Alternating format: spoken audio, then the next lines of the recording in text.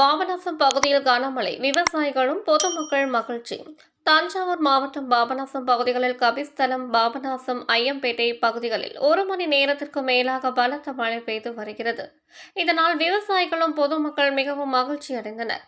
குறிப்பாக கடந்த சில நாட்களாக கத்திரி வெயிலின் தாக்கமும் அதிகரித்து வந்த நிலையிலும் விவசாயத்திற்கு போதுமான நீர் பற்றாக்குறையாலும் மற்றும் நீர்நிலைகளில் நீர் வற்றி கிடப்பதாலும் நிலத்தில் நீர் பாதிப்படைந்துள்ளது. பொதுமக்கள் வெளியில் செல்ல முடியாத நிலையிலும் ஏற்பட்டு இருந்தது. தற்போது பெய்த மழையினால் சாலைகளில் தண்ணீர் புரண்டு ஓடுகிறது.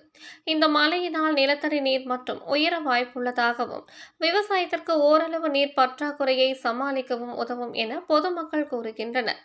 இதனால் விவசாயிகளும் பொதுமக்களும் மகிழ்ச்சி அடைந்துள்ளனர். தமிழ்நாடு புதுகை ஸ்டார் செய்திகளுக்காக பாபநாசம் செய்தியாளர் ஜி. சிவராஜ்.